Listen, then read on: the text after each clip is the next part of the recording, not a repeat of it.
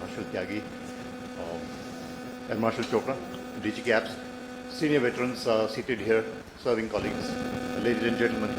It's a singular privilege to be here at the Center for IPAS Studies and to be speaking at the Marshal of the Indian Air Force, Arjan Singh Memorial Seminar. An extremely proud privilege to be here at the first edition of it. Over the last year and 9 months, in this appointment as the Director General Defence Space Agency, I have been given a vantage point from which to observe the great transitions that are occurring around us. And one of the things that I noticed in this period was every 3 months, I had reason to change my opinion about where space was going. That is the kind of rate of change that's happening.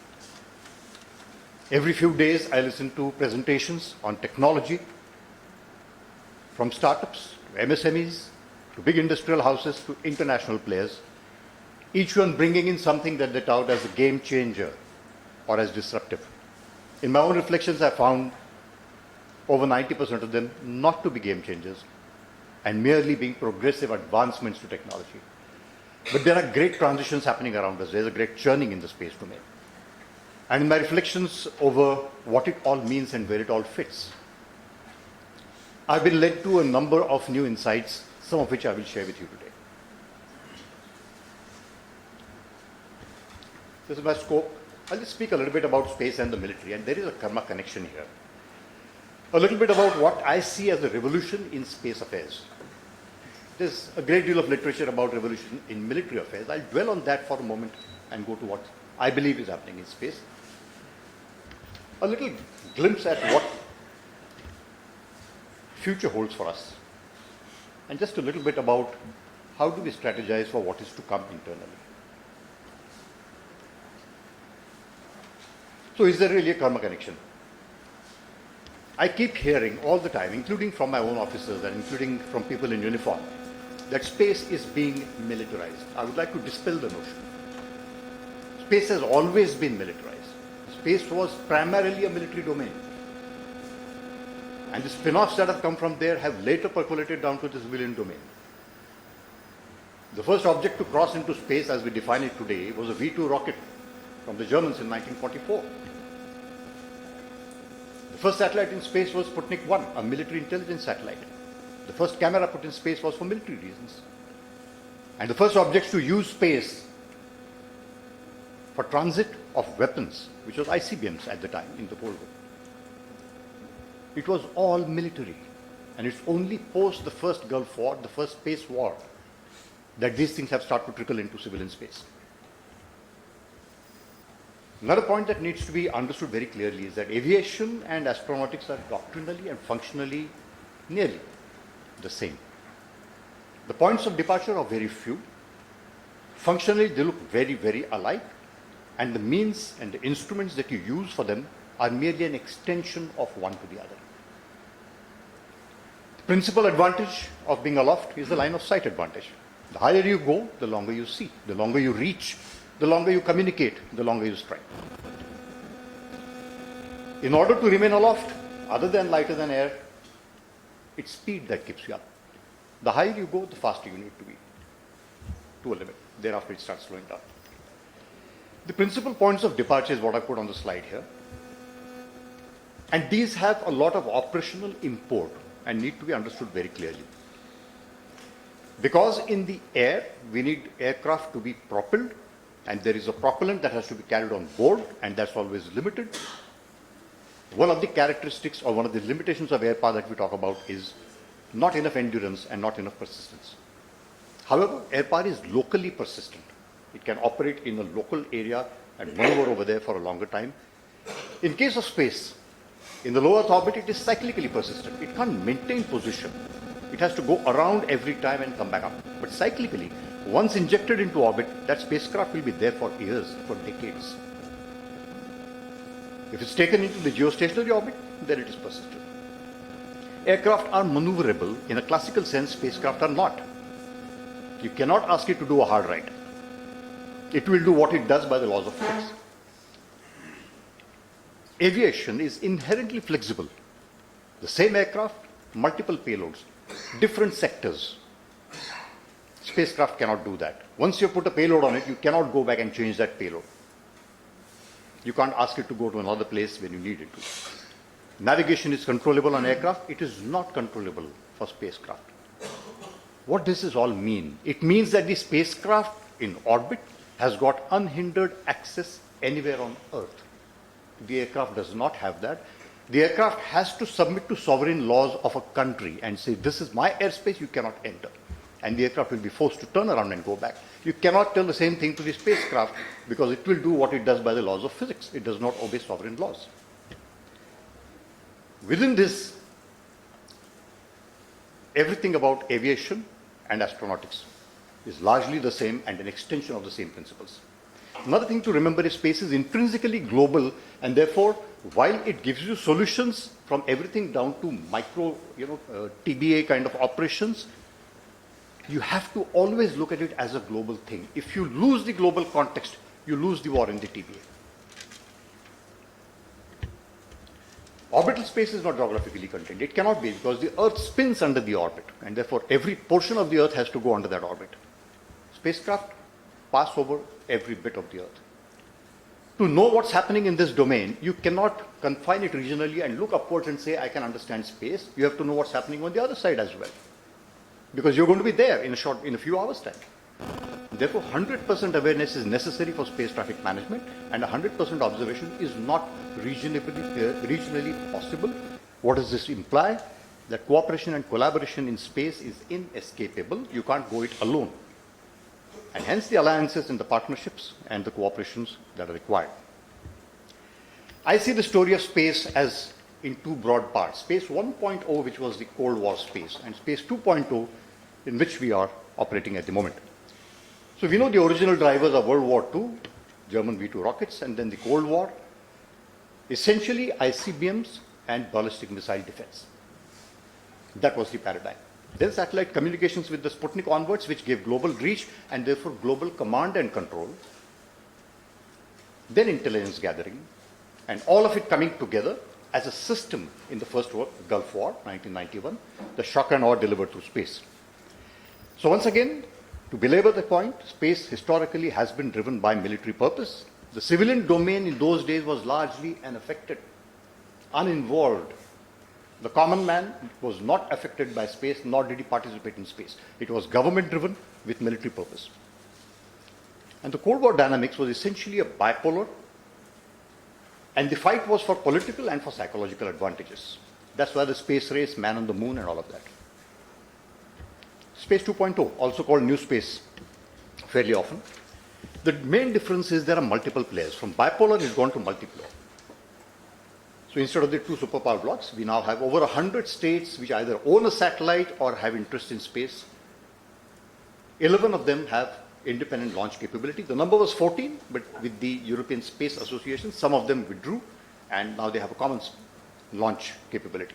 Commerce is the new driver, and civilian satellites exceeded military satellites for the first time in history in 2021. So the big story in Space 2.0 is the entry of civilians and private sector into space, and which takes me back to what the previous speakers have spoken about, which is multi-domain awareness. There is an expanding civilian dependence on space. It has penetrated into every aspect of our lives. China is becoming the prime space power. It is one of the prime space powers today, number 2 today, and it is outpacing the US in certain ways. And what does the future hold? There's an expansion well beyond the orbital or near Earth areas into the cislunar zone. I'll talk about that in a moment. A lot of literature there about a revolution in military affairs. And a lot of technologies have been spoken about. I've done a little bit of reading over the last decade or so on what technologies constitute RMA and do they really constitute RMA. So does a disruptive technology by itself constitute an RMA? Different people have different views. Having read through some of it, and there's a long list of technologies that people say, this constitutes RMA, and there's so many of them. The stirrup, 1,000 years, before it was actually weaponized, it was there in India, almost 1,500 years, but it became a weapon, or it became an RMA, or it supported an RMA in the hands of the Mongols, combined with the crossbow and fast ponies, and there was no answer to that. And Genghis Khan's Mongolia owned the largest real estate ever in the history of mankind. RMA. The longbow, Battle of Crécy and thereafter, dominated it till artillery came, gunpowder, tank, aircraft.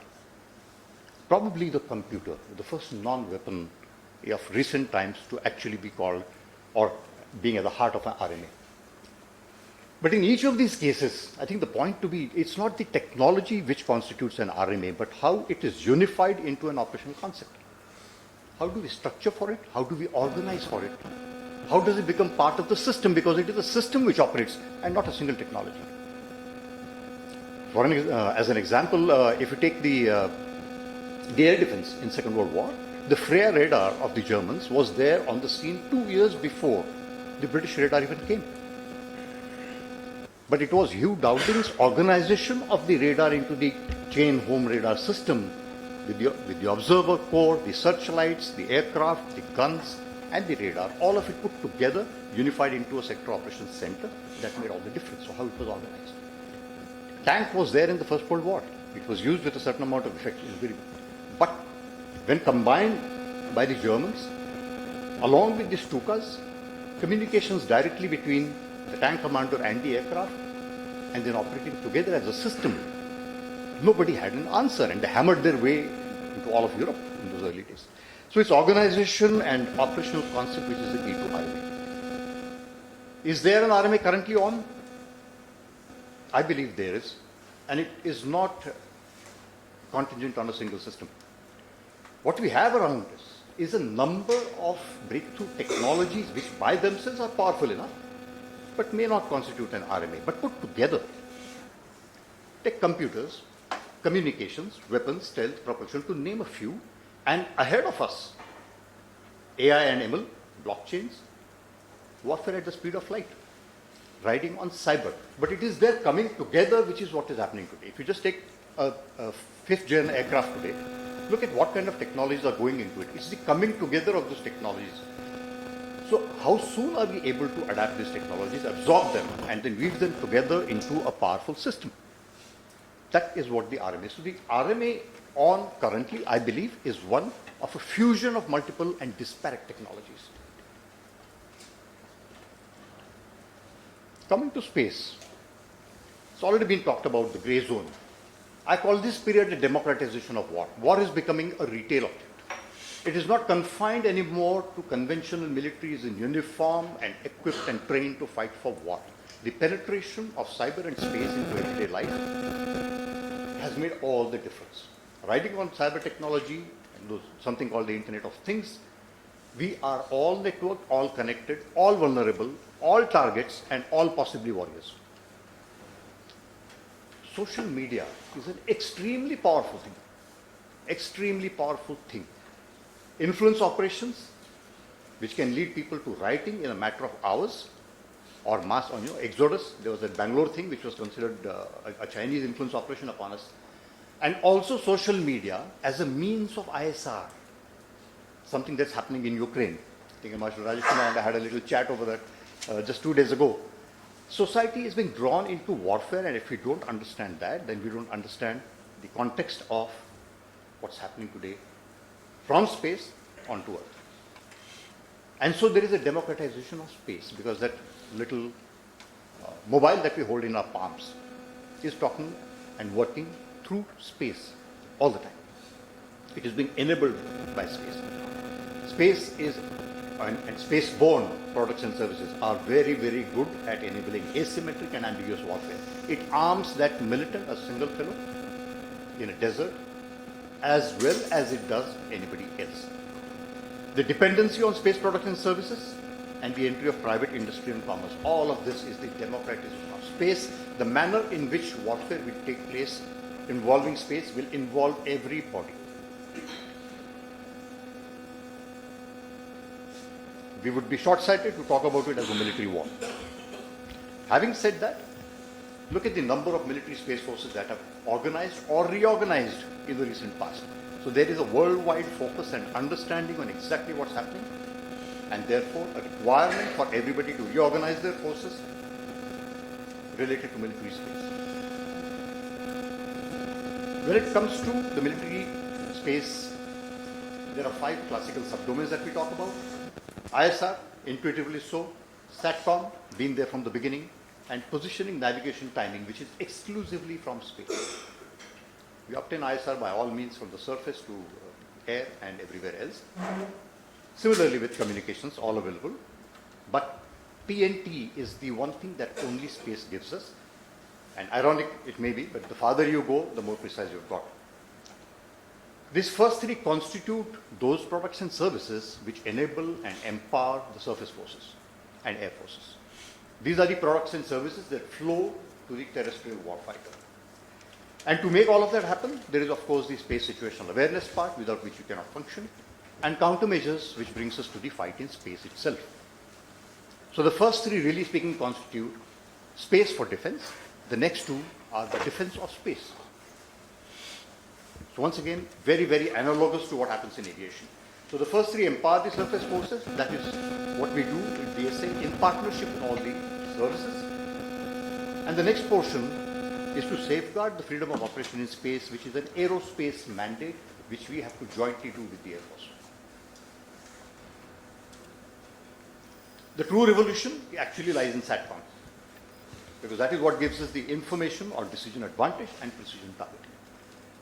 The diagram here depicts the kind of communication networks, systems of systems, networks of networks, connecting everything from that satellite or through the satellite with the ISR, with the PNT, and with the SATCOM backbones to every element distributed anywhere in the battle space. Large number of different kinds of ISR, from SIGINT to MASINT, OSINT, HUMINT, GEOINT, all of it needs to be put together in a multi-domain ISR matrix for all of it to come together, enabled by space. I'll take a quick look at the future, because that's where the battle is going to go. I'm not even going to look at the question of whether warfare is inevitable in space. I think the short answer is yes.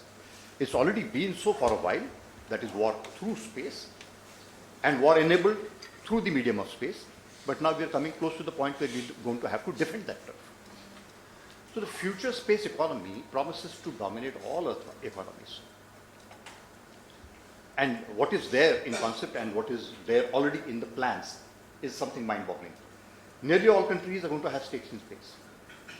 And this will be riding on sophisticated small satellites with low launch costs.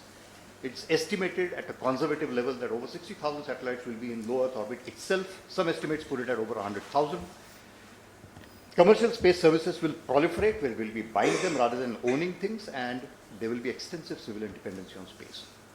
More importantly, it's going to go out of the near Earth zone, that is between geostationary orbits and the Earth, and looking outwards further and further up. Going towards the moon. We're going to see sample returns from the moon and Mars before the end of this decade, and around the Lagrange points, which are points of neutral gravity between the Earth and Moon and between the Earth and the Sun. So all of this is taking the space story to somewhere close to 40 or 400,000 kilometers, as against the geostationary limit of about 36,000 kilometers now. What is it going to depend upon? Resource mining that takes place in space itself. The first plans would be for robotic ones, and then human colonies for resource mining. These will depend upon the ability to extract water and fuel and process it there itself. That's what's going to make it happen, hence that famous search for water. Manufacturing will start taking place in space, which will give rise to materials which are entirely new, because molecules behave differently in microgravity. This is a picture of what the cislunar economy is going to look like. Resources will be mined on asteroids, on Moon, on Mars. Some of them will be brought back to Earth. Many of them will be processed in space. There will be outposts in space that will be required. Fuel will come back. Raw materials will be transported. At the Lagrange points, you will have entirely new colonies which will not move in relation to the Earth and stay stable there. That's how the whole economy is going to be. If the battle takes place in space, as it is starting to look, at the moment it is all held back by laws, and therefore you cannot position weapons of mass destruction and so on in space. But these are the concepts which are already in the labs, being tried out, being tested, some of them even validated. directed energy weapons, which include laser or electromagnetic pulses, co-orbital satellites, which can be placed in orbit and at will can be activated to go and collide against others, space mines, robotic grappling, which can be used for very noble purposes like deorbiting debris and at the same time can go and grapple with other satellites, molten metal cannons, and so on and so forth. We have already validated such things as the direct ascent anti-satellite missiles. To 2019, we did it ourselves in Mission Shakti. It was relatively low orbit. However, it's also being done. 1985, the picture on the right of the F-15 firing that missile is an anti-sat test by the US as far back as 1985. Successful. In addition to that, there are soft means, jamming, spoofing, laser dazzling, and so on and so forth. A lot of these are already operational and working, and we also face them. Resilience would have to be built to launch on demand kind of operations. The picture on the left is again a real test of a launch of a satellite from an aircraft. And on the right is a sea-based launch by the Chinese. There's also this talk about war from space, which has not yet been activated. We'll have to break a lot of laws to do this. But the concepts are already there, and some things have already been simulated. For example, this is one of the concepts, the tungsten rods which are released from space. I don't know the accuracy of them right now. There isn't literature on it yet, but the impact would be that of a nuclear weapon, calling it the rods from gods.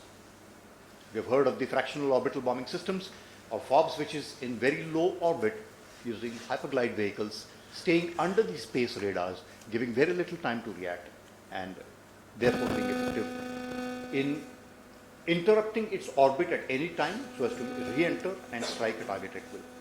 It could be doing multiple orbits for days before that, and at one point it suddenly breaks orbit and comes down. So if we were to operate in an environment like this, what are we to do? Marshal Tejendra spoke about multi-domain operations, and multi-domain is the name of the game.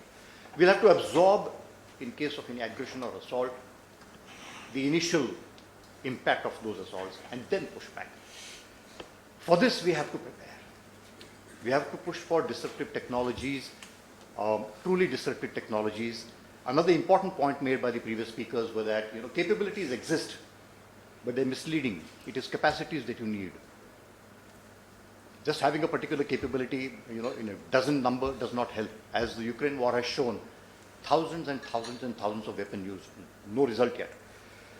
We need to integrate the aerospace functions in a far more effective manner, because if the fight is going to space, it is the aerospace machine that has to be designed accordingly, that has to be equipped accordingly, and we have to train accordingly. It involves creating the common operating picture for air and space as one seamless operating picture, common control or very closely linked control of weapons, and synchronization of aerospace operations with surface operations. We need to cyber harden our systems against disruption, which will come. And above all, I think the main theme here is that we need to unify and integrate and link all the domains and all the stakeholders. We are too much into silos. And this is my daily experience whenever I'm speaking at several different places, in meetings and so on and so forth. There is very little understanding of how global space is and how multi-domain it is by itself, and how it needs to be integrated with each of those. We have a problem on our hands when it comes to this part. Social media, I don't think we have quite grasped the power of social media. We need to weaponize it. I don't think we have institutionally prepared ourselves to weaponize social media in full. Being able to, indoctrinate the people correctly at the correct time, preparing them for what is to come, would be an extremely powerful way to mitigate. And if you were to use it right in an offensive manner, then it is a very powerful weapon by itself. But please remember, it is basically a space-enabled cyber weapon that we hold in our palms. We need to orient the entire populations. Populations can be a liability, they can be a strength, depending on how well they are prepared. Lawfare. We are so far only witnesses to what's happening on the international arena when it comes to laws, space laws and treaties. We need to become a player, we need to influence what is going on there. We are right now in touch from the Defense Space Agency with our disarmament groups that are there in Geneva and the open-ended working group and so on and so forth. We are plugged in very closely. And the whole idea is to make sure that the military perspective is not lost out. And above all, we need to collaborate with global partners to make sure that there are no voids and gaps in our ability to utilize space, aerospace, in a seamless manner with all other means and modes. RRR used to be, when I was young, it was reading, writing, and arithmetic. This is how I see it now. It's relearning, re-strategizing, and restructuring. And the future is really a relaxed stability environment. We are in an unstable environment as we speak. We need to eschew stability and predictability. We need to embrace instability. The opportunities lie exactly there. If you're not able to, in an agile manner, absorb the changes that are happening, restructure and reorganize, relearn and retrain to be able to utilize it, and that's a constantly moving and dynamic thing. If you can't do that, we've lost the plot. So that's the new RRR.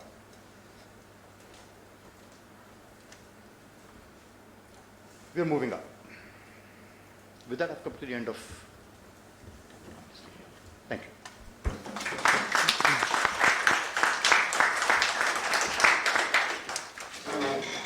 Thank you.